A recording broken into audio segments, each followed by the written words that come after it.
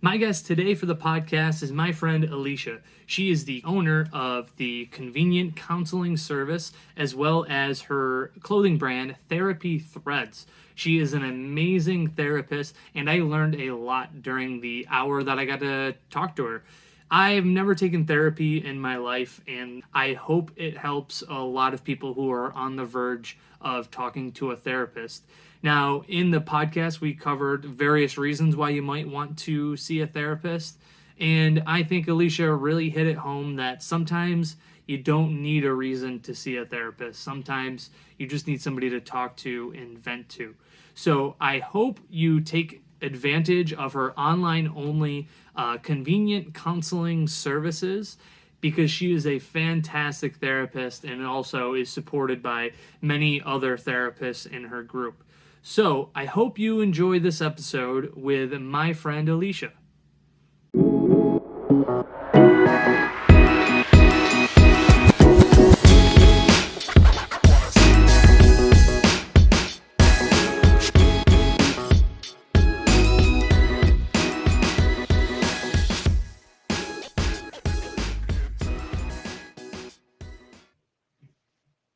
Yeah, there we go. Perfect. Oh, so Alicia, why don't you introduce yourself? What do you do? What your company is? I feel like that's probably the best way to start. Sure. So I am the founder and owner of Convenient Counseling Services and kind of an offshoot of that, which is Therapy Threads. So the meat and potatoes of it is Convenient Counseling Services. So we provide online therapy in New York and in Connecticut, actually, all across the state. I have 4 therapists working with me right now that also provide therapy under Convenient Counseling Services. We have a blog, Therapy Threads. The sister company is a mental health apparel line, which has been a really cool project. And we're active on social media, which I personally love doing and sharing content on there. So that's kind of the bulk of what we're doing right now. Yeah, I was just saying before, I feel like you got a lot of irons in the fire. Like you're doing a lot Yeah, of stuff, which is kind of cool. What totally. what made you want to start this counseling service? So I was working in the agency world from internship up until 2020, actually. And there was just community mental health is a bit of a machine right now. People are expected to carry caseloads of anywhere from 40 to 80 people, and Ooh. you kind of lose the personal touch of therapy at that point. So I started like taking some online courses about owning a private practice and kind of figuring out like what that would look like. And the quality of care is just at such a higher caliber than Right. community. And I really, really loved that and gravitated towards that. And then, owning your own practice, you can kind of provide the accessibility of care at whatever means that you want to, which has been really cool. And it was the start of 2022, right? Was this when COVID had just hit, or like what was the Yeah. yeah, what was the environment like? So the ironic thing is, I filed my DBA in June of 2019, and I told everybody like, Yeah. I'm gonna quit my job. I was working for the federal government. I'm gonna open this practice. People are like, you're crazy. Nobody wants to do therapy online. Like people actually said this to me face to face. Like nobody wants to do therapy online. How are you gonna make that a business? That'd be something Um, my mom would say. If I was working for the state, she'd be like, "Are you crazy? You're gonna lose that pension." Yes, the pension. Oh my gosh, the boomers and the pension. Yeah, right. So I saw my first clients in January of 2020 and I was like, no, this is like actually going well. And then I got pregnant and I was like, I'm just gonna like go all in. Like we're gonna see what happens. And then the pandemic hit and people were running to me saying, how do I put my practice online? Like, what are you Right. doing to make this work and make it HIPAA compliant and all of those things that have to be in place? And so nobody calls me crazy anymore, which is nice. Well, it was, like, great timing too on that Yeah. part, right? Yeah, Like, totally. that you couldn't have asked for better timing and all that. Because Yeah, now you have, absolutely. like, when you, there's some podcasts that are sponsored by Mm, an app therapy thing. yeah, I think it's kind of the same general idea. yeah, And that kind of market exploded, and you hit it right before it did. That's crazy. yeah, yeah, yeah. And those bigger companies are kind of like tycoons of the industry, but you gotta Well, have I them. think it goes back to what you're saying earlier too, where you said, you're working for a larger agency, so they expect the workload to be a lot bigger. Where when you own Hmm. your own practice, you kind of can pick and choose who you want, right? And what kind Totally, of workload that you want. Totally. Yeah, which What's has the been really biggest nice. shift from when you were working in an office space to like everything basically virtual? So it's kind of isolating, like owning your own business in a way, because even like the therapists that are like affiliates of community counseling, you can't really have like the coworker relationship with them because at the end of the day, it's like a business relationship. So that's been like a weird shift. And I was also joking yesterday, I feel like I don't have intellectual conversations about like psychology and therapy anymore because I obviously like talk in a different way with patients because you don't want to like psychobattle patients. Like nobody wants to have a conversation like that. So there's no Right. more like consultations about like different approaches of therapy. Like all of the learning is kind of self-guided at this point, especially with COVID. There's no in-person trainings, there's no in-person anything. Right. So that's been kind of like a weird shift that I'm trying to balance right now. Do you have like in real estate, I have a mentor, like somebody I always look Yeah. up to and I talk to. Do you have somebody like that in your Yeah, I business? have yeah, thank God. I have a couple that also have jumped ship from the community world to private practice. So even just understanding that dynamic of taking that leap has been awesome. Yeah, it's nice having somebody who has like the experience to for you to Yeah. be like, I've never been in this position. What would you do? Yeah, totally. Totally. Especially if it's somebody that you look up to, you know? Yeah, absolutely. That's been nice. And what kind of things do you cover? Because I think therapy's got a lot of different things it covers, right? Like drug abuse, family, Mhm. loss, stuff like that. What things do you Mhm. guys focus on? So we kind of target like millennials in general, which is a huge population, obviously. But I tend to work with a lot of my clients, funny enough, are in New York City, which I love because it's a lot of like mid 20s, early 30s clients that are going through like, should I marry my partner? Should we have kids? Should we move upstate and buy a house? Like all of these kind of big life decisions that they're kind of working through, gaining confidence in decision making. I love working with that population. And the nice thing about having my affiliate therapist is, one of them specializes in grief and postpartum, and one of them specializes in LGBTQ and PTSD and complex PTSD. And another therapist I'm looking to bring on specializes in like chronic illness. So it's nice to be able to place people with these kind of honed in specialties that will really serve them the best. That's nice. You got like you got good legs at the table for Yeah, support totally. with your counseling. That's really cool. Yeah. Is with like the COVID spike, do you think the need for counseling is like really increased? Yeah, so it was a funny kind of like wave. I think at the beginning of COVID, I kind of chalked it up to people feeling paralyzed because from March to like May or June, we didn't really see any referrals. And we're like, are people like, I guess people are kind of like, okay, they're home with their families. Like, we're kind of anticipating things to go back to normal soon. And really, nobody was seeking therapy. And it was that summer of 2020, I think that everything really got really busy and people really started reaching out for a therapist. I think once like the initial, I never thought about that initial shock value of COVID because when you're in it with people, you're like, oh, Right, we're just surviving, getting through this. And then you look back and you're like, oh, we were all kind of like paralyzed there for a few months and not really sure what we even right. needed. So that's been like an interesting thing to look back on. And you said the summer was when it like skyrocketed. Yeah. Yeah. I guess that makes sense because everything shut down kind of like April time, Yeah. and then man, I would bet by I know by May June I was getting really house stirred. Like it was just like we Yeah. were going on walks twice a day, and even that didn't seem to be enough. We'd go for a drive, but I mean that's not really the same as seeing people on a regular basis, you know? I know. And even that, it's like that was like the outings of, Yeah, going for a drive and not even leaving your car. Like it's so wild. right. Like all the I don't know about you, but we went to a couple birthday drive-throughs that Yeah. everybody was in their car and just drove by and honked their horn and stuff. So bizarre. But we did Yeah, it. yeah, right. We made it through, and now Yeah. because you guys have kind of made like such a strong impression from the jump, Hmm. you have kind of built this business. Is it mostly off referrals, or do you just kind of market your company via like social media, or how do you focus getting new clients? Yeah, a lot of social media, a lot of word of mouth, which it's such as like a therapist, the highest form of a compliment when people say, "Oh, I told my friend about you and like she really wants to like get in," or I told my family member. And obviously there's certain lines that like we can't see someone like sibling or parent. Oh, But we right. can refer them within, to our other therapists or even to other therapists we know. And that's always a nice referral to get because that means that they, are really seeing benefit out of it. So yeah, a lot of word of mouth. A couple like doctors in the area that have sent people our way and have been happy with the outcomes, and they keep sending folks, which is really nice too.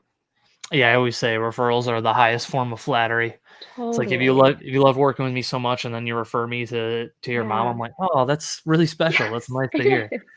Yeah. That that tells me that I did a good, at least a decent job. Yeah, absolutely. Yeah, Right. exact same thing. Such a nice compliment.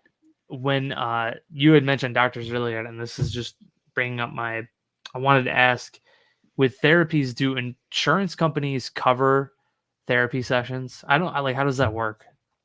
Yes and no. So I have actually self-taught myself a lot about insurance, which is kind of sad in a way that I went through, I don't know, 7 years of school and nobody ever talked about like the financial access of care, which is kind of Right. important to most people that are seeking therapy. Yeah. So some people's insurance does cover therapy.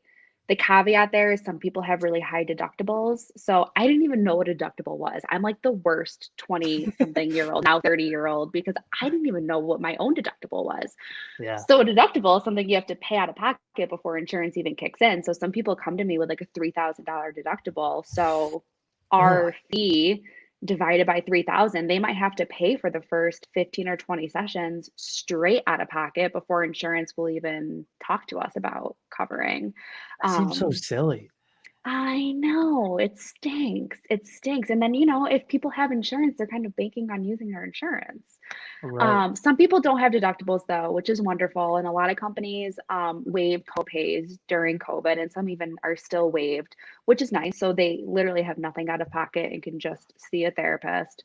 Um, we use a lot of like out of network reimbursement, which I also never knew about until I became a therapist, Yeah, which is right. when you pay out of pocket to see someone and then you submit like a fancy receipt to your insurance company and they will send you a check for like 60 to 80% of those Mhm. services. So But it's like a yeah, I mean, reimbursement. yeah, but you still got to pay out of pocket initially. Yeah, and I think Yeah, that's for a lot of people, I think that's the wall that prevents it people is. from getting to therapy. Would you say that's the case? Yeah, and yes, and my therapists that work with me are all private pay and they provide super bills. And I actually, for my own caseload, only see in-network insurance and drastically reduced pay, like half of my rate clients, just Right. because I just felt like as a business owner, that was like the one thing I could do, like for the realm of Yeah. therapy is like, yes, my affiliate therapists do charge the average for what therapy costs in our area, but I take on people for like 50 or $60 a session, all like insurance, which there's like lag times with getting reimbursed by insurance, whatever, it doesn't matter. But yeah, because that wall, it's like, I don't know, you don't want to see people sick because of that. So Yeah, silly. right, and I think physical health is just as important as mental health, and that was Yeah. something that I learned big time during COVID because I remember the gym shut down. We couldn't do jujitsu, you couldn't go to the gym, you couldn't work out, and there was Mm. about a month and a half, 2 months where I did no physical activity, Oh my and I gosh. remember actually my mentor Donna called me one time about something, and I, like, snapped out at her, and that's not like me, and I was Yeah. starting to, like, kinda just putting the pieces together to realize that, like, I think those 2 go hand in hand, like, my physical like, Yeah. my physical health, my mental health, I think are tied hand in hand. Does that make sense, or is that just me Yeah. placebo effect? Yeah. No, absolutely. And there's things like psychosomatic features, which is essentially like when you're anxious, you get stomach issues or you get a headache, or if you're depressed, you're tired. Those are all like physical symptoms of mental health. And then the opposite can definitely take place if you're not meeting your physical, standard of whatever you do, jujitsu, running, whatever the case may be. Your mental health kind of suffers as well. Do you ever, like, recommend somebody to do more physical activity? I do. I recommend nutritionists a lot to Mm, people too. I have like a couple that I'll recommend that do virtual sessions, and that's more from personal experience because a couple years ago I cut out like gluten and dairy and added sugars, and I felt so good. So when people come yeah. to me and they're like, I'm going to therapy and I'm, taking my antidepressants and I just am still like hitting this wall. And I'm like, I can't prescribe changing what you're eating. That's like not in my scope, but like just run it by a nutritionist, like see what they Yeah. think. They can do like food tests on you. And for some people, that's also been the answer, which is, wild is changing something as like, sub out your bread with gluten-free bread and you might feel miles better. Right, right. Your mental state might be completely different, which it's Yeah, weird to think that your gut is tied to like a mental so state in much. your head. And I don't know if there's been Yeah. studies done, but I feel like that's got to be the case. Yes. Because I know when I eat like shit for a week, not only do I feel like shit, but I also am very foggy. Like I'm not as quick Yes. with stuff. Yeah. Yeah.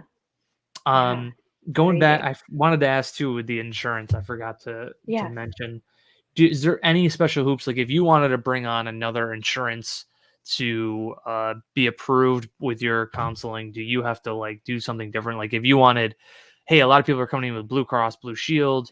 I wonder if I Mhm. reached out to them, do you have to do like jump through any hoops to get them to approve what you're doing? Yes, 1000%. So I actually use like a third party billing company that is offered in New York and a couple other states. And they actually do all of your credentialing for you, and all the finances are handled through them. And then they pay out to me. So I didn't really have to go through those hoops as much. But yes, like Blue Cross Blue Shield is a great example. If I wanted to panel with them as a provider, I'd have to submit 30 to 50 pages of paperwork that they send my Uh, way. And then they base it on like providers in the area. So let's say there's 100 Blue Cross Blue Shield providers. We're in central New York. So in central New York, they might not approve me, even if all those providers are full and on 6-month waiting lists, because they just go by like numbers per like population essentially. So that is a huge blockage to care because it's like, well, these providers are all on wait lists and you're not letting more people become providers. And then there's other caveats. Like, so let's say I do get approved and I am able to panel and see folks in network. Insurance companies sometimes do clawbacks, which is what scares a lot of therapists in private practice about even joining panels because they can essentially clawback? come back. Yeah, so they can come back and say, like, hey, we don't really agree with you providing therapy to this person for the last 6 months. Like, either provide us, all of the progress notes, the treatment plan, the discharge plan, any notes that you have on them, and we'll decide if therapy was worth it essentially. And if not, they'll ask for all of the money they've given to you for them back. That sounds so crazy. I That know, and it sounds so happens. crazy. That Yeah, and it's man, scary if you're just like, like a one-man show or a one-woman right. show. Like, you don't want to subject yourself to that because that could really impact, the food on your table sometimes, depending how many clients they're doing it for. Right, right. And I know this is such a controversial topic for some people, but I feel like the healthcare is just so messed up in America. It's so ass backwards, it seems like. Yeah. I hear stories like that, and then you have people who like are having to pay $200 for insulin. Like Yeah. it just seems so crazy to me. It just seems like if you want to talk to a therapist, wouldn't it just make everybody's lives easier and it increased the healthiness of the entire United States if you just made that accessible for people. You know what I mean? Yeah. Like it seems like therapy, giving it in the hands of the most people possible seems like the best outcome, no matter if it's like medicine, right? Or even Hmm. just or just therapy, right? Like it seems like Hmm. that's a good choice. I don't know why we don't do it. It just seems so Yeah. frivolous. I don't know.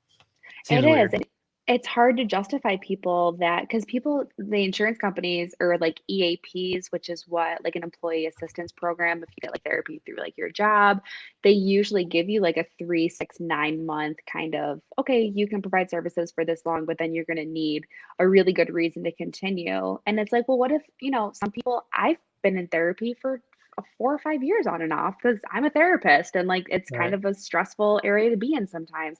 How do you quantify that to an insurance company that somebody just needs ongoing therapy because it's helpful and they say it's Right. helpful? That's not a very It's hard to put that into words or put that on paper as to why it's beneficial if we're not saying, oh, well, they have this level of trauma or this level of depression and this is the means. It's just, it's so convoluted and messy. Yeah, that's like a great example of, not working out for 2 months. You work Yeah. out your entire life, like 3, 4 times a week, and then all of a sudden you can't do Hmm. anything anymore. Hmm. But when you stop, you turn into a different person. So you do therapy for 4 years, you turn into a different person. You're starting to feel better about yourself, about the people around you, and then all Hmm. of a sudden it gets cut off. It's not like you just maintain that stuff. Sometimes you Hmm. need that thing to kind of keep you, I guess you want to say constant, right? Like a constant Yeah. level. It Yeah. just So how seems do you so weird to me. quantify that? Right. I know. It just seems so weird to limit somebody to only a dedicated amount of time. Be like, oh, after 90 days, you got Hmm. however many weeks. What? Yeah, 12 weeks, 90 days with sessions with Alicia, and then after that, you got to Hmm. have a pretty good reason for us to keep paying her. But Yeah. I do have a good reason. I need to talk to her. That is Yeah. my I like feel excuse. better. Right, exactly. Yeah, that's a thing. That's like I don't understand it totally. I don't know. I don't get it. Yeah. And, changing rules, like even for out of network, I used to just call. I'd have people like email me their insurance cards and I would call their insurance and be like, hey, like, what's the deal? What's their out of network? How do they submit it? And they don't even let therapists do that anymore. They want the people to call.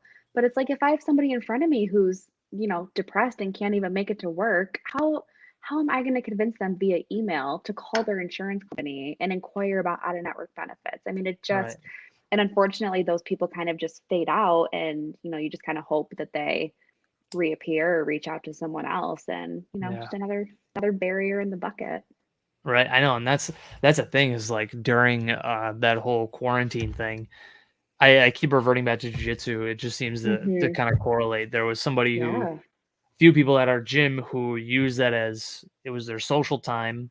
It was when they got to see people. They Hmm. were usually at home, stuck at home, and unfortunately during COVID, we lost 2 people at Taikai from depression and other Oh related no. things, but it was I think a major part of that is the fact that they don't have that outlet in their life anymore. And it really concerns me because I felt like when I saw them, their obituaries, I was like, how many other people are out there that are like this, that like need these kind of services or need their whatever it is jujitsu or uh, a church group or like Hmm. whatever it is, like people kind of need these things to I don't know. I think they needed that sense of community in their life a lot, you Hmm. know? Yeah, So that's I so sad to hear. I'm so sad. I can't even imagine coming out of COVID and going back to like that community and like right. missing those, you know what I mean? That's awful. Yeah, it's such a weird thing. It was just that it was so unprecedented and it was just so Yeah. and it's like it changed the scope of a lot of careers, a lot of people's lives and it's interesting to see because I think like you got on the cusp as I remember when you made the announcement that you were going to do your online only counseling. Hmm. And when I saw the post, I was like, geez, why has nobody ever done that before? That seems like a good idea because you're no longer spending, the commute an hour one way. You sit Hmm. down for how long are your sessions? Like 50 minutes. Yeah, like an hour with Hmm. Alicia and then another hour back home, right? So you're cutting out Hmm. your commute time not only, and just the convenience of literally FaceTiming your Hmm. therapist. Hmm. Like, how many times do you have to talk to somebody like at a last minute notice? Are you usually booked out like pretty far in advance? I'm usually pretty booked. I have been able to accommodate people that kind of they'll email me or call me and be like, "Hey, like this just happened. Do you happen to have like any cancellations or anything like that?" And I am. And yeah, sometimes they're, pre-COVID at work or, Right. they're like at home working, but they can go in between meetings or take their lunch break and be able to fit it in during their lunch break. And that's been amazing. My favorite is when people I used to do couples therapy more and people would see me after they put their kids to bed. And that got me thinking, like, how many people don't see couples therapy because they have nobody for childcare? And like now Yeah. you're adding another expense for childcare and dropping them somewhere and picking them up and finding somebody who will accommodate, what, an Right. hour and a half. Like you're not going to find a sitter to do that short amount of time. And Right. That's been really cool to be able to provide is those like 8 p.m. time slots for couples has been like incredible. Yeah. So you essentially like work around the clock then. It's been nice because now having a baby, we kind of are able to create like my schedule based off of childcare, how Yeah. that goes. Yep. So that's Exactly. been nice and it worked out because everyone loves evening appointments. So Right. it's good. Right. And that's exactly like that's the nice thing too about real estate because that's what my Yeah. wife she works Monday through Friday job. Hmm. It's like 8 to 4:30. Hmm. Um, usually she's done by 4. Usually 7:30 to 4. But um, I'm the daycare for little Yeah. man, so it's usually I'm with him, and then if I have an appointment during like the afternoon, thank God for my grandmother who can babysit Yes. for like an hour while I go show That's houses. You know what I mean? amazing. Some people don't have like some people aren't as fortunate as Yeah, something like that. And then totally. adding childcare on top of a cost of therapy, it just feels like sometimes that stuff kind of piles on top of people. I Hmm. just think you take any kind of walls down to let people into therapy, the better. And I think like that online service completely removes the one of the I would say probably the second barrier, right? The first being Hmm. to pay, the second, the convenience of having to drive out and do all that noise. Hmm. Yeah, and What, sometimes that third is like privacy. Like some people don't want to yeah, walk into marked buildings that say like mental health services, especially if it's in like a city or like a small town, and that's been a huge deterrent for people. I didn't even think of that. I didn't even think of Hmm. that. Do you think there's any other like, are there any other big reasons why somebody would consider not doing therapy? Because the first things I think of is the cost and how inconvenient it is to have to drive and do something elsewhere. Is there Hmm. other like another thing you think of? I think mostly recently I've been getting a lot of inquiries that say like, I don't really know why I'm reaching out, but I am. So like, can we Huh. talk? So I think if I had to define that, it would be having like a definitive thing that they're seeking therapy for. I feel like people think that they have to say like, oh, this terrible thing happened to me, or I'm diagnosed with X, Y, and Z, so I need therapy. Like you can go to therapy just because you like want to try it or like you want to see what it's about. And I think that some people may delay because they don't have this like tangible reason why. Right. No, that's a good I guess I never really thought about that because usually when I think of, therapy, I think, like, you're going to them when you already Hmm. have the issue, right? It's like you already have, uh, marital problems or you already have some kind Hmm. of drug addiction or something, so I guess that would make a lot of sense, so I guess really any plan and if somebody comes to you no matter what the underlying issue is for them, do you kind of always start from, like, ground zero, the same position? It's always like I guess you could say almost like a scientific method, right? Like you Hmm. start from ground zero and then start to build off from that. Do you have like a system? Hmm. Yeah, so I do like a full intake the first time I meet with somebody, and I kind of just call out the discomfort in that of like, hey, it's our first time meeting, and I'm going to ask you really intimate questions, and like you can say no, or you can say like, I want to table that, but this is just kind of everything that is going to help us like forge our path essentially. So everything from like relationship status, how did they meet, how's that going, housing status, family, the big question, tell me about your family. People kind of like, oh, where do I begin with that? Very Yeah. common answer. History of relationships, history of work, education, friends, supports, things that you do to take care of yourself. And throughout that, there's usually at least one thing that I can kind of pluck out after and be like, this feels like it's worth just talking about and seeing if it leads anywhere. Right. Interesting. Interesting. So Mhm. it's because I would imagine even like the same, like if you had two people come to you with the same issue, if it was like, say it was marital problems, I feel like Mr. and Mrs. Jones is going to have a different underlying issue or in a different Mhm. path than Mr. and Mrs. Smith and how you would approach that, right? Totally, totally. Yeah. Right. And Right. unfortunately, a lot of it comes back to our family. That's usually like, so much of our current relationships are synced in with like our upbringing and the relationships that we had with our family or with past romantic relationships. Like a lot of that stuff seeps in to our current relationship. So relationship work can also be a lot of like family systems work of kind of getting to the crux of that. Do you think a lot of it a lot of issues kind of stem from family stuff? Yeah. Yeah. Yeah. Yeah. Or Yeah, like just caregiver, the kind of environment we grew up in, like what was tolerated, what wasn't. Yeah, a lot of it, it's kind of like a joke, like, oh, it's like my childhood problems. And like as a therapist, I'm like, no, but those can really turn into like bigger issues as you get older. right. Right, it's like the common thing people think of when you think of therapy. You think of Hmm. sitting on a long red couch and then somebody sitting on a chair next to you and then saying, Yeah. "Tell me about your family. How does it make you feel when they say that?" Like that's what I think a lot of people have in their head who don't go to therapy, like myself. Like that's what I think of right off the bat, and it's probably not like that at all. No, no, not at all. I designed a coffee mug that said, "How does that make you feel?" And to me, that made me laugh because it's so like satirical of like the age old joke of like therapy. I don't know if people understand that joke, but it makes Yeah. it makes me laugh because yeah, no, Yeah, it's not right. like that. We typically don't go around like asking like, "How does that make you feel?" and "How does this make you feel?" It's like a lot more layered than that, luckily. Right. And was like everything like the plan and the questions that you ask, is this all stuff that you've like learned from other people, or is it kind of stuff that you've read in books, or like is it a combination of both?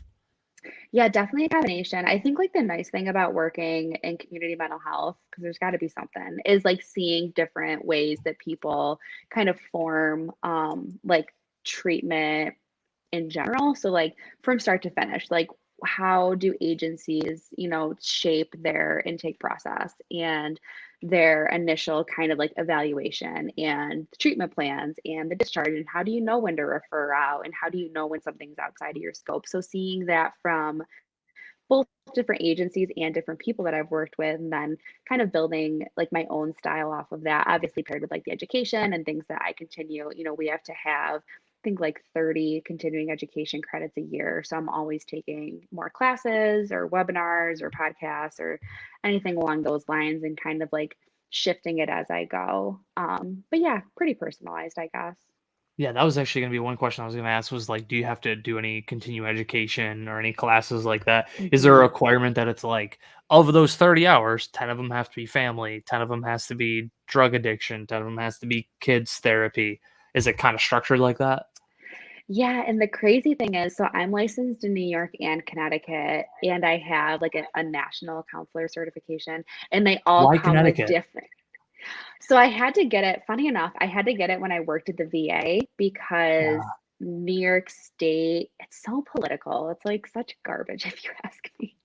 Like New York State favors social workers over licensed mental health therapists. So I'm a licensed mental health therapist. So the social workers in New York have lobbied more for their profession than our profession. Mhm. So they try to take away our ability as licensed mental health therapists to diagnose, which is obviously a huge part of being a therapist.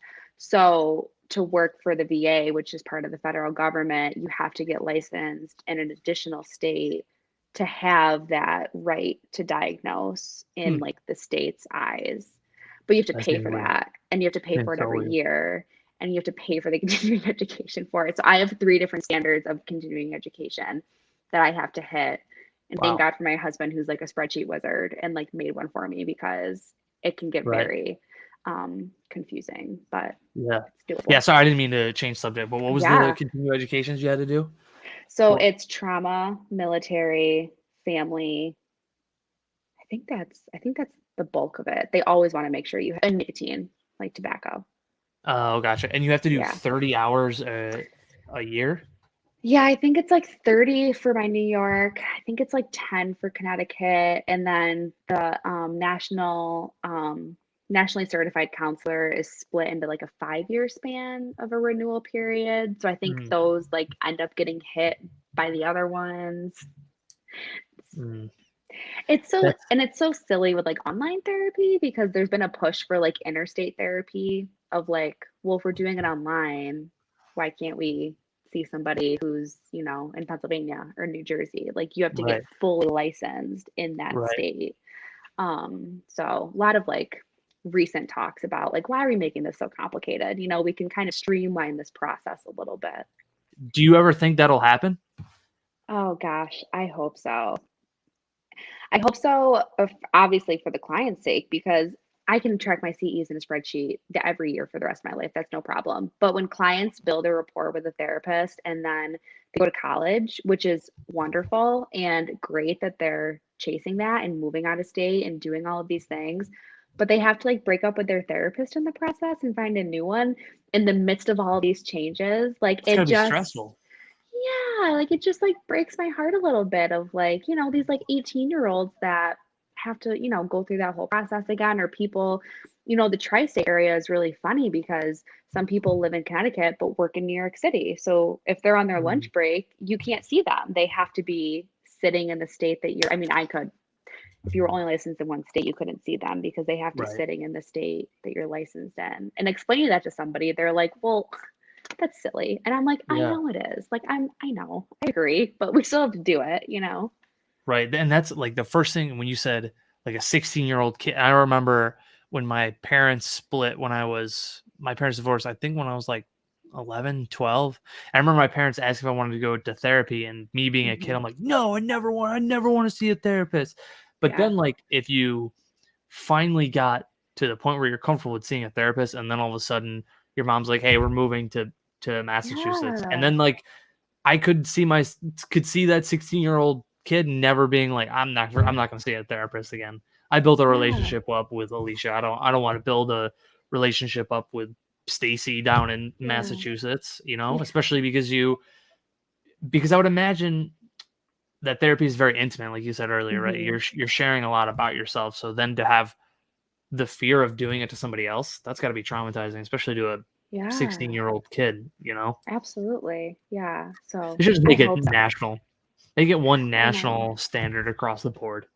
Yeah, I totally agree. I mean, I think COVID like pushed it in that direction a lot, but a lot of work to be done to like really solidify something like that, unfortunately. Is there like a board of therapists? Is it like the New York State Board of Is that who like represents you guys? Is that how it kind of works? Yeah, so we have like a New York board of like licensed therapists, and then there's like a New York social work, and there's like a national social work, and there's a national licensed mental health therapists. So yeah, entities for both state and national. Um, and I haven't met somebody yet who's not on board with like the interstate thing. So Mm, I think it's for people that are much higher up on the totem pole than us that are kind of making these decisions and keeping them in place. right, right. And that's, real estate is the same thing. You get your license per state and you can't do it. Hmm. But that to me kind of makes sense because how you do uh real estate here in New York is vastly different how you do it like in Florida. Like my friend Ryan sold his house here, he moved to Florida. Here it takes 60 days to close because we have attorneys. Down in Hmm. Florida, no attorneys. You just have a real estate agent and a title company and you can close in 30 days. So it's like it's completely Wow. different because now the attorney, you take that person out of the equation. Now the real estate agent and the title company have a lot more work that's on their plate to go through. I don't know. I kind Wow. of like having an attorney that I could be like, oh my god, this just happened. What do you recommend? Because I need help. You know, Yeah, it's like the Wild West down in Florida. it is. It's true. But it's funny is because New York and California are one of the only few states that are attorney states with real estate. So Oh, they're one of the few that are like that. I think there's a couple other ones, wow. but California and New York are the big ones. My aunt sold her house, moved down to Tennessee. Same thing. Real estate agent, title company. That was it. I should say Wow. real estate agent on both sides. So you had the buyer and seller's agent, and then the title company. But a Yeah. lot less hands in the pot. You know what I mean? Yeah. So Yeah, I guess but I pros and guess that would cons. make sense. Make it more national Yeah. for therapy because I guess that would make a lot more sense because the techniques that you guys are using and learning are pretty Mhm. much the same from here to California, right? Mhm. Yeah, absolutely. And the only thing I've come across that people might need to keep in mind is like the culture of a state, which I think didn't make sense to me until COVID hit. And I was like, oh, I can't imagine somebody counseling somebody in New York State and not knowing like everything about like Cuomo and like, you know, Yeah. his like daily, you know, briefings and like the whole kind of like culture of like New York. And then the same thing with like Connecticut. Like there's a culture of Connecticut that I don't always understand because, you know, being able to travel back and forth in New York City so easily and like what that looks like for people at different age groups. Like I don't always have an understanding of that. And not that I think it's going to inhibit the therapeutic relationship, but it's something that to keep in mind. I don't know how confident I would feel doing therapy with somebody who lived in California. I don't really know that culture. I'm not, you know, living there. I've never lived there. So I think that's the only caveat to keep in mind. But if that's, Right. you know, it, I mean, But when you put it that way, it's like I wouldn't want if I lived in New York City, I wouldn't want somebody who's living in Oregon to give me therapeutic advice on stuff that's going on in New York City. I yeah, would imagine like mental health in New York City probably was at a vast decline, especially in New York City because of how I mean, you're living in a sardine can down there. You yeah. know, people are on top of each other. It's like no matter where you go, you're Hmm. you are packed to the gills Hmm. there. Hmm.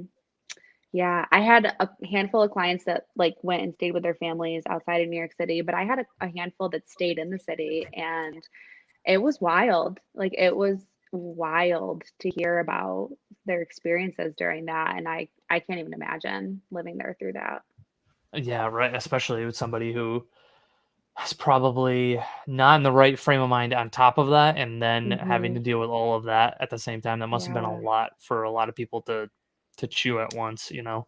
Yeah, absolutely. Do you find, a certain generation seeks for therapy more often than the others? I know you guys focus on millennials, but when you were working with, you said the VA before, do Mhm. you see, like, millennials caring more about mental health than, say, like, a boomer generation? I think Gen Z has us all beat. I think that Mm, they will yeah. come to me and be like, "I don't know, I just want a therapist," and, like, have no shame in their game. You have to love them for that. Like, they are so willing to just try therapy and see what it's about, and if it's not working out, they'll be like, "No, thanks," and it's like, "Cool, like, that was a good experience, you know, if you ever need me again, there you go." I think millennials are, more willing to do it. I think that they in some kind of way, like, want more privacy around it, like, not telling people around them that they're in therapy right away, which has Mm. been kind of like, not like a weird dynamic, but something I hadn't thought of, I guess, of like, "Oh, I don't want my roommate to know, I don't want my partner to know, like, not yet, like, I'm not ready to talk about it yet." And I rarely get people older than millennials in therapy, unfortunately. Oh, really? Yeah, I could totally see Yeah, that. It definitely seems yeah, like that is like, it sounds like I'm belittling when I say it's like a trend, but it's not really. It's not like yeah, it's I think a lot like you said, like a lot more of those kids are more open mhm, with getting somebody else's opinion from outside. Do you mhm, think a majority of it is more female versus male? Because there's that like classic archetype of men who don't want to talk about their feelings, right? Because they're big, strong, and totally. tough, and they don't need that, you know? Totally, 100%. I think Do like you think it's 80 like or 80% 90%. female, 20% male, or do you think that's higher? Yeah, probably like 80-20, sometimes 90-10, depending on like the Wow. season. Yeah, Right, very because it split. always seems like, the men are never wanna talk about the feelings, right? And then, in like a with couples counseling, I'm speaking from Mm, arrogance here, so correct me if I'm wrong, but I feel like it's usually maybe the wife that says, "Hey, yeah, we wanna talk about our problems," and the guy's like, "No, I don't wanna say nothing." yeah, yeah, Yeah, that's yeah, the exactly. typical archetype is true then. Yeah, yeah, and, you know, I ask the same everyone conducts couples therapy different, but in the beginning, I'll ask the same question to both partners, and if it's, like, a heteronormative relationship, I receive vastly different responses when I'm asking questions. The woman just tends to be more open about talking about it, very typically speaking, and yes, the male is super resistant. And it kind of like breaks my heart in a little way because I'm like, oh my, imagine like the childhood that or in the messages that have been received by men that they don't think that they're allowed to talk about this or it makes them so uncomfortable or they think that it'll cast like a negative light on them. Like I'm not really sure, again, speaking from arrogance, I'm not sure what their experiences that kind of leads them to this point of being so uncomfortable having Right. these conversations. Um, but, you know, I'm so overly empathetic. I'm like, "What?" like what happened? You know, like what is going on that this is like where you landed? Because to me, I'm like, you're so worthy of being able to talk about this. Like you should be able to talk about this comfortably and like actively work on, you know, your relationship or things that you're going through or whatever is presenting you in therapy. And that initial hurdle of like not even feeling like they can is, you know, wild to me. Yeah, and I think you had said that. I think that idea is starting to change a little bit, right? With Gen Z, right? Is that the Hmm. Gen Z? Is that what they Yeah. are? I feel Yeah. like that is changing because you see a lot more dudes talking about how they feel about stuff, which is I Hmm. think is great. I think that that needs to happen more often because I also spend little to zero time reflecting on stuff until the past man, I don't know. I feel like when up until I met my wife, I did not ever think about that kind of stuff. And now that I'm Wow. with my wife, it's more about like, huh, how did this thing make me feel? Because like when I vent to her, she's like, well, what's going on with that? You know what I mean? Like it's Yeah. just for me, I guess I'm just lucky that I have a wonderful partner in that sense. And I don't think some people even if their partner said that, I don't think a lot of them would be like, nah, I'm not talking about Hmm. it. You know? Yeah. Totally. Totally. And do Yeah. you think that that idea of therapy is starting to become more popular? That you guys are going to be under more of a workload in the future? Yeah. I think especially after so many people spent so much time on social media in the last year, I feel like I have Instagram and TikTok to thank. Yeah. Because I think it's normalizing a lot of it. And I think that it's getting messages out there of like, hey, if you're feeling X, Y, and Z, like this is totally fixable. Like you know, you can dampen your symptoms and you can feel better. And like this doesn't have to be like your baseline or your homeostasis to like live like this and to feel like this. And I think just getting those snippets of information out there of like, this doesn't have to be your normal and there's, you know, certain routes you can take or things you can try has been really helpful in giving people maybe that extra push even towards therapy, even thinking about it. Yeah, and do you think that it's really these things are a source of a lot of mental issues for people, the cell phones and social media and all that? Yes. So one of my personal questions on my intake is if you feel comfortable, pull up your screen time and let me know what it is. I know that's the response I always get. Ugh. And some people say no. Some people have literally said that's way too embarrassing. I don't want you to know. And I'm like, listen, that's fine, but just keep in mind that like this is something that I'd like to talk about at some point. And yeah, absolutely. Screen time so associated with how people feel. How do you if somebody has a hard time with screen time, how do you get them to, like, manage it? What kind of techniques do you give them? Barriers, like as many barriers as we can. So sleeping with the phone outside of their room, setting up like iPhones are nice in a way because they have those like blocks, I guess you can say like after an hour on social media, your iPhone will pop up and be like, hey, it's been an hour. Like, are you sure you still want to? So even just that extra step of having to say, like, yeah, I'm sure I still want to is enough for some people to recognize like, oh crap, like it's been an hour, like I had no idea it's even been that long. Yeah. um Leaving their phone at home, which is hard for people, like when they go for a Yeah. walk, when they go outside. Those are pretty common ones. Sleeping with the phone outside of the bedroom is a big one that I always recommend to people because so Really? many people's sleep is inhibited by their phones. That is very true. I also because I have a job that I work with, I'm constantly on call Yeah. 24 hours a day, 7 days a week, and but like Yeah. you said, set boundaries, right? When I think like I was that agent when I first started that I was like any email, any text message, I was quick to answer immediately, right? But Hmm. then a lot of when I had Ashton, a lot of my tendencies like kind of changed. Like I'm no longer like I'm not gonna text you anymore after 8 o'clock. If it's Hmm. like a business related thing, if it's happening at 8 p.m., the good chances it could wait until tomorrow. There are certain Hmm. cases, right? If somebody the offer deadline's at 9 p.m. and we just saw the house at 7:30 and they love like there are very few exceptions, but a lot of times Hmm. it's 8 o'clock is when I don't answer work stuff because I can just take care Hmm. of it in the morning. And it's usually like that 8 to 8 window, you know, because I still get Hmm. my time with Ash in the morning, give him breakfast, get him situated. And then I open up my laptop at 8 and go through all my text messages and stuff. So I Yeah. try hard not to, because I had that moment where I looked at my screen time once, put my phone down, and I walked away from it for like the rest of the day. I was like, I don't want to see that number ever again. I'm gonna walk away with it and pretend the problem doesn't exist.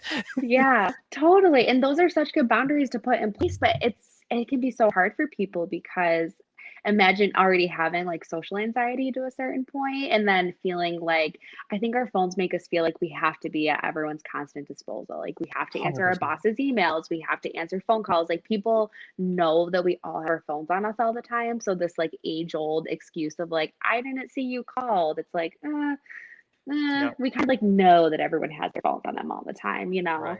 And I think that drives people's kind of, I don't know if it's like a need or just, guilt of having to respond to everybody all the time. It's like an awful thing to feel.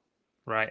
And that was one thing that I fought with getting into this business, because in this business Yeah. it's very FOMO. Like Yeah. if you don't answer that phone, is that a client? Is that a new potential client? Is that a new lead that Right. you can get? Is that going to lead to a new paycheck, a new commission check, you know? So Yeah. like a lot of times, but then I realized that I think a lot of that is just me making that shit up in my head. Like no new clients call me at 8:30 at night that wants to Hmm. set up. It's not happening. You know what I mean? So Hmm. it's for me, just speaking about me, like I just put those boundaries in my own head, because I do that with a lot of stuff. Like if I don't, I have to do things in moderation, or I just do Hmm. stupid shit, and I'll have my phone out the whole time when I'm spending time with Ashton. You know what I mean? Yeah. And it's easy to get sucked into a wormhole, because all of a sudden Yeah. you start on Twitter and then you're on YouTube watching Yeah. people make in-ground pools. Like you're like, how did I end up getting here? I don't understand it. I don't understand it. Yeah. It's such a Totally. hard thing to manage. It's so difficult. Yeah, and different things like work for different people. Like I rely on my Apple Watch a lot now because I used to get Mm, annoyed that I couldn't do a lot on my Apple Watch, but I'm like, you know what? Like if someone calls me, if someone texts me, if I get a work email, like I can see those things come through and that's really what matters, but I reduce those holes because I'm a wormhole goer if I want to mm, be. And you can't yeah, do that if you're on your right. watch. But, different things are going to work for different people and that trial and error process can be just a pain to go through. Yeah, right. And especially when you're just trying to overcome, like, because it becomes an addiction, like on your phone, Yeah. like that dopamine spike of seeing what they do. Ooh, they like this picture a bunch of times. And it's like, Mhm. it is a dark rabbit hole to go down. And it's unlike anything we've ever seen until the last, like, what, 10 years? I mean, really, Yeah. I think Instagram's been around probably about that long, maybe. Yeah, something So like that must that. be a Yeah, it's so crazy development wild. in like the therapy world of like social media, and how to cope with weird social media expectations, like your own expectations you put up, I guess. Yeah, well, and it's hard too. It's like a very vulnerable place to talk to somebody about like, well, why are you posting, X amount of times a week? Like, what is that providing for you? And I think that Right. question sits very uncomfortably in a lot of people. And I think that to a point, you kind of it's on the like your therapeutic relationships on the line a little bit when you start pressing people in those really uncomfortable areas of like, who's going to want to say, well, I feel crappy about myself and I'm looking for validation. It's a very sensitive area to start to kind of poke into, but yeah, it can be so detrimental. Like, Right. why are you, seeking out this validation online when you're, maybe depressed about X, Y, and Z, or when you fight with your spouse, or when your mom says these really crappy comments to you about, whatever it might be. It's like a hard thing to talk about. Yeah, right. It's a hard pill to swallow. Like Yeah. if there is like some signs of somebody that should probably speak with a therapist in all avenues, what would Hmm. be some signs that, hey, it might be a good idea to talk to a therapist at this point? And it could be anything, I guess, but are there any like telltale signs you could see ahead of time? Yeah. So the one I like to start with now is if you think back to like a former self that was happier. Cause I think for those people that are like, I don't know if I Mm, need therapy, I think if we're finding ourselves thinking like, oh, in college, I was so happy, or when I graduated high school, I was so happy, or in my early 20s, I was so happy. And if you find yourself in those kind of holes, I think it's a good time to start therapy and look at like, why isn't that translating into the stage of life that you're in now? So I think that's a good intangible one. More tangible ones would be like if your sleep is lacking, if you feel symptoms of anxiety, most of the day or most of the week. So, like tightness in your chest, racing thoughts, changes in body temperature, nervous going into social situations, the inability to sit with yourself. So, the inability to like be home alone without being on your phone or without binging Netflix. There's a fine line between relaxing and dissociating. So, we can dissociate into our phones or into Netflix or even into reading to a certain point. So if you're not able to like sit with yourself for a certain amount of time, if you're having a hard time getting out of bed, if people around you say that you're acting different, I think those are all pretty common ones. Or if COVID has just kicked your ass, am I allowed to swear? Yeah, If absolutely. you just feel like COVID's like kicked your ass and you're feeling defeated, I feel like that's a great reason now. Yeah, I think a lot that's happened with a lot of people just because it's nobody's really known how to cope with something like this. You know what I mean? From Hmm. being isolated for so long, and now I guess I it's weird saying normal because it's not really technically totally Yeah. normal, but it's at least a little bit better. I mean, I Hmm. we took Ash into a baseball game, like we took Oh, him that's out, amazing. like that's like those are the kind of moments you wanted, and it's kind of like Yeah.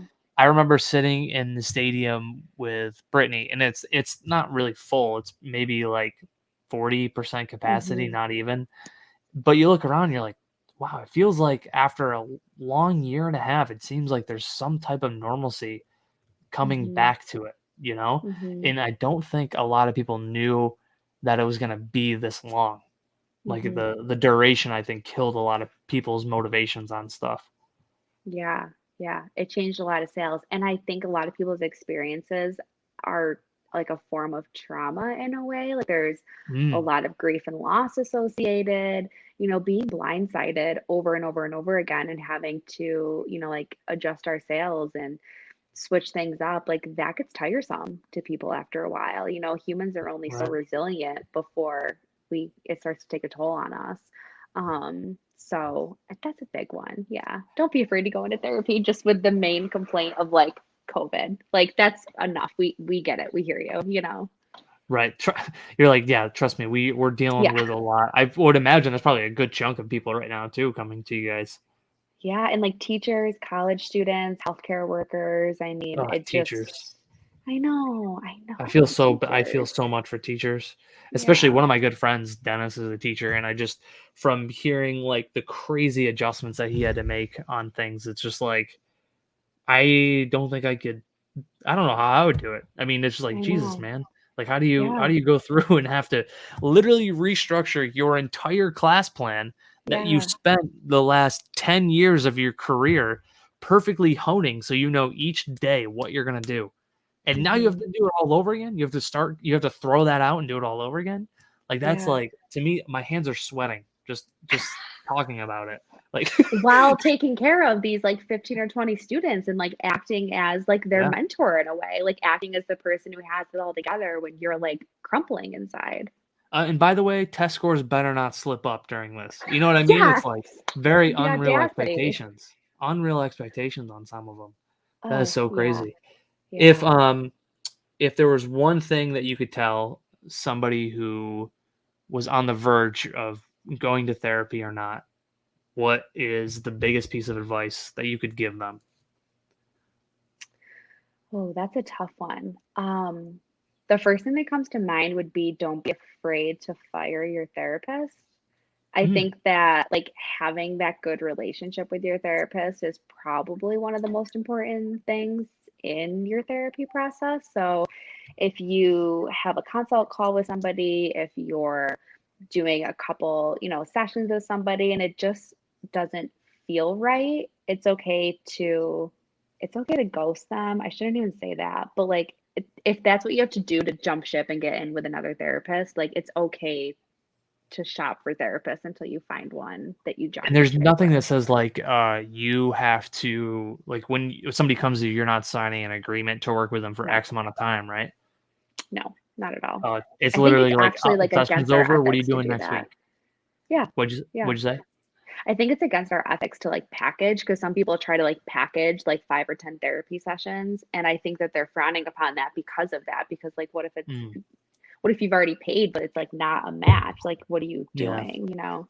right, right. I could totally see that.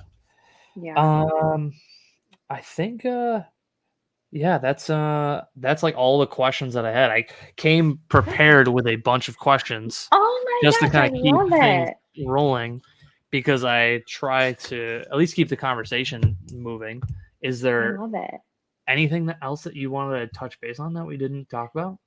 I think we covered it. I had like a very short list, definitely not of yours, but we covered everything. That was amazing. Yeah, that was great. This was really cool to do. I have the link in your Instagram, the beacon thing. Is it cool if I Yeah. plug that in? What I'll do is I'll put it in the show Yeah. description. So then anybody listening right now or watching, you guys can go to the description below. You can follow the link and then you'll find all of Alicia's information for the convenient counseling services from her blog to the apparel to the website. And even I thought it was cool you had like product and book recommendations. Yeah. I thought Thank that was you. really cool too. I was like Thank you. scrolling through that before we started. I was like, "Ooh, that's a great idea." Thanks. Winter is coming. My favorite happy lamp is on there. Highly recommend.